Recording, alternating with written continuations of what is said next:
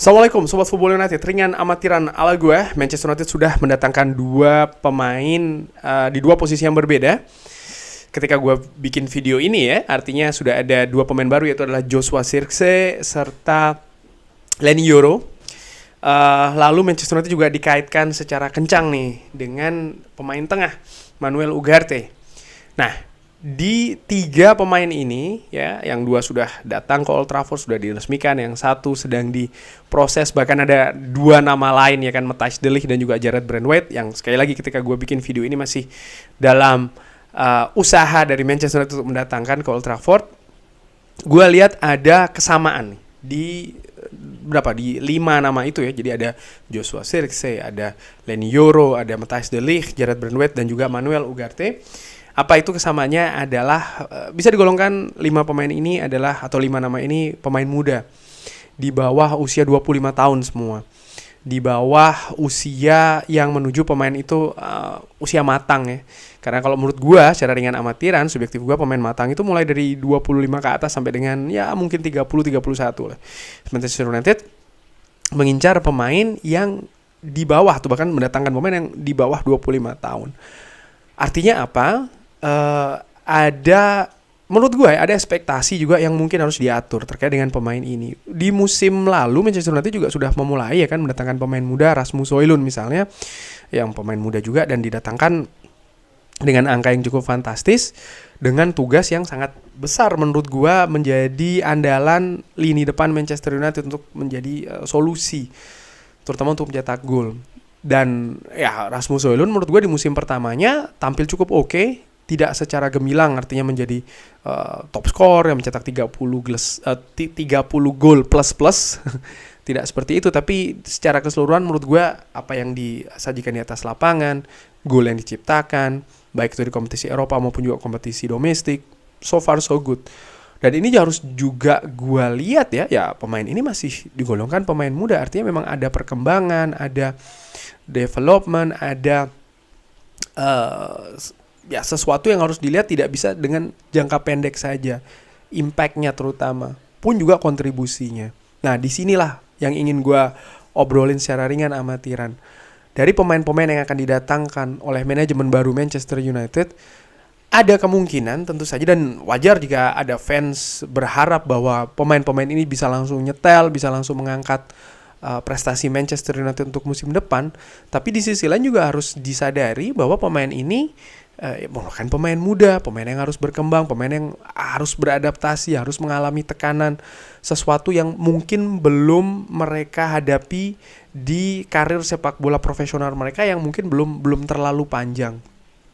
Nah, di situ berarti ada peluang mereka akan tampil bagus, sama besarnya juga mereka akan tampil buruk nih di musim pertama. Itu bisa saja terjadi karena ya ini adalah Manchester United, ini adalah Liga Inggris, tekanan media, fans dan lain-lain ya, sorotan secara global utamanya terus akan melihat ke arah mereka ya, dari menit ke menit mereka bermain.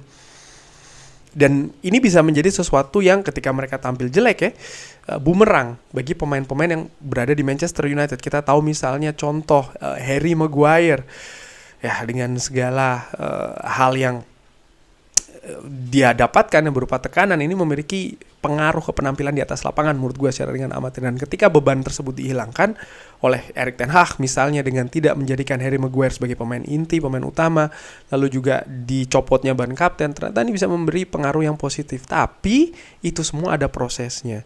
Dan menurut gue pemain-pemain muda yang datang di Manchester United pun juga akan mengalami yang namanya proses. Tentu saja gue secara ringan amatiran berharap misalnya Manuel Ugarte ketika nanti bisa datang ya kan, Leny Yoro terutama yang masih 18 tahun bisa langsung nyetel. Tapi di sisi lain, apa yang harus fans lakukan misalnya ketika Leny Yoro yang masih 18 tahun ini ternyata melakukan blunder, melakukan kesalahan di 1-2 pertandingan atau 1-2 momentum. Haruskah dia diserang, dicaci maki segala macam? Ya menurut gue tidak seperti itu ya, karena harus sekali lagi dilihat ini masih musim pertama dari Leny Yoro.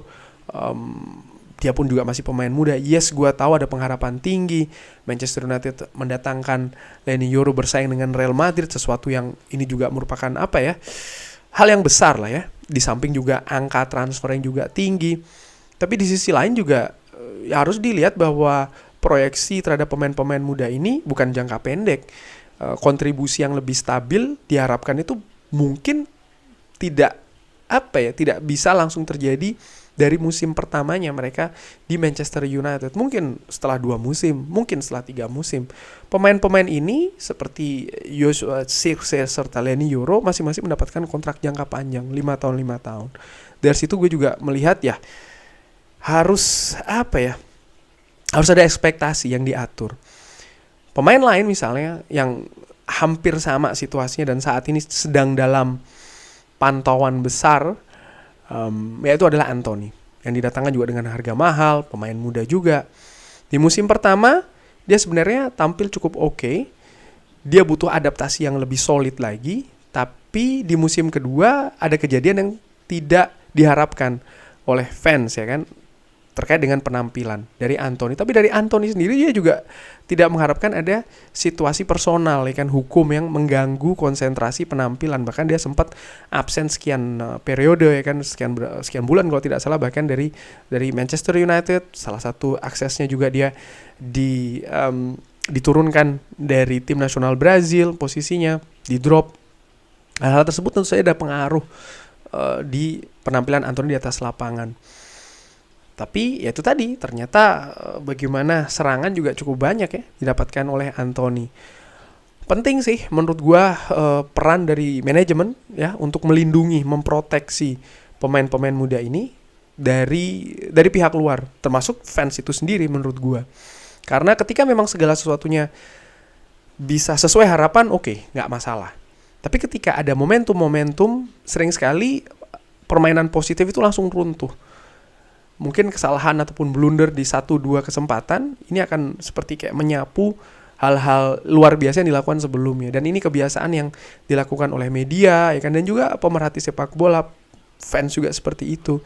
Yang menurut gua ya ini akan bisa memiliki pengaruh yang tidak bagus bahkan ketika memang karakter ataupun mental dari pemain muda ini tidak siap. Sehingga ya butuh proteksi, butuh perlindungan dari manajemen dan tentu saja dari staf kepelatihan dari Manchester United yang dipimpin oleh Erik ten Hag. Karena staf kepelatihan ini kan secara day to day basis, secara hari ke hari mereka terus berinteraksi dengan pemain-pemain muda ini. Dan kalau gue lihat ya bagaimana man-to-man management ini menjadi unsur kunci di pengembangan pemain muda. Manchester United tentu saja punya sejarah mengembangkan pemain muda yang luar biasa ya, di Class of 92 misalnya oleh Sir Alex Ferguson. Dan salah satu hal yang menjadi kunci besar yang menurut gue masih sangat relevan sampai dengan saat ini, walaupun Sir Alex Ferguson sudah pensiun dan mungkin seperti biasa yang harus gue singgung lagi, banyak fans yang mengatakan ya jangan bahas Sir Alex. Enggak, kenapa tidak harus dibahas, karena ada faktor-faktor kunci yang masih sangat relevan ya. Mungkin kalau fans yang membahas soal masalah permainan saja, enggak, tapi menurut gue ada hal fundamental yang masih sangat relevan, yaitu adalah man-to-man management. Bagaimana Sir Alex bisa secara bagus ya mengatur kehidupan pemain satu demi satu. Memang zaman sekarang mungkin ada hal yang tidak sama lagi, misalnya sosial media ya. Tapi ketika Sir Alex Ferguson misalnya dari tahun 92 sampai dengan 2013 itu kan juga melalui fase-fase perkembangan teknologi misalnya, yang akan ada pengaruhnya ke kehidupan personal dari pemain itu sendiri. Perkembangan di sisi media, sorotan, acara, entertainment dan lain-lain. Tapi bagaimana memang genggaman yang secara absolut menurut gue ini juga menjadi kunci penting di sana. Jadi pendekatan secara personal ini menjadi kunci penting, dan gue harapkan memang Erik ten Hag bisa melakukannya. Dia sudah memiliki modal ya, paling tidak Joshua Zirkzee, di mana Joshua Zirkzee orang Belanda ya kan, ada kesamaan kultur di sana, sehingga gue harapkan ya dia bisa memiliki pengertian yang lebih baik gitu loh secara personal. Ruud van Nistelrooy yang kabarnya akan melatih langsung Joshua Zirkzee ini juga memiliki peran penting di sana. Bagaimana dengan Leny Yoro? Leny Yoro pun juga demikian menurut gue, didatangkan dengan investasi tinggi, mengalahkan Real Madrid. Gue harapkan ada pendekatan yang juga intens dan juga solid yang dilakukan oleh tim kepelatihan dari Manchester United. Ada Rene Hake, ada Ruud van Nistelrooy dan juga Erik ten Hag. Ini menjadi peran kunci. Di samping juga kesinambungan rencana. Nah, ini penting, kesinambungan rencana. Di mana saat ini Manchester United sudah ada sporting director. Maksud gue begini, ketika memang tim kepelatihan tidak bisa berperforma, membawa tim berperforma dengan bagus, bisa saja dia dipecat ya dalam jangka waktu 1 ataupun 2 musim. Itu bisa saja terjadi. Tapi ketika dipecat, sekarang sudah ada sporting director yang gue harapkan memiliki blueprint rencana jangka menengah dan jangka panjang yang lebih bagus lagi untuk pemain-pemain muda seperti kayak Leny Yoro ataupun juga Joshua Zirkzee ataupun juga pemain Ugarte misalnya yang akan didatangkan yang masih dalam usaha ke sana. Sehingga tidak ada yang berubah di sana. Rencana terhadap pemain-pemain muda ini supportnya pun tidak berubah. Selama 10-11 tahun belakangan sebelumnya, pemain-pemain muda yang ada di Manchester United tidak jelas rencananya seperti apa. Ketika ada pergantian manajer, sering sekali peran tersebut pun akhirnya juga berganti lagi. Dan ini memberikan kesulitan bagi pemain muda, terutama pemain muda yang baru pertama kali keluar dari negaranya, harus beradaptasi di Manchester United, di Inggris, dan lain-lain. Ini butuh support yang sangat intens juga. Salah satu contoh ya Memphis Depay menurut gue, termasuk juga Daley Blind. Gue pemain yang sebenarnya secara teknis, personal memiliki kemampuan yang bagus, tapi tidak ada rencana yang berkesinambungan terhadap mereka. Ketika Louis van Gaal selesai pula rencana terhadap 2 pemain ini, sehingga akhirnya investasi yang dilakukan pun tidak jelas ya, karena dibayar dengan angka yang cukup tinggi. Manchester United harus menderita penurunan valuasi yang juga sangat drop sekali. Kurang lebih demikian ya ngobrolingan terkait dengan situasi pemain muda di Manchester United. Sekali lagi intinya adalah harus ada yang diatur ya, yaitu adalah ekspektasi. Di samping juga saat ini sudah ada sporting director, sehingga harapan itu tidak hanya harus dengan jangka pendek, tapi juga jangka menengah serta jangka panjang. Kita lihat, mudah-mudahan bisa langsung nyetel, itu harapan gue sih ya. Tapi bagaimana menurut Sobat Football United? Silahkan drop di kolom komen. Terima kasih sudah menyaksikan. Jangan lupa like, sholat, dan juga subscribe. Wassalamualaikum warahmatullahi wabarakatuh. Thank you.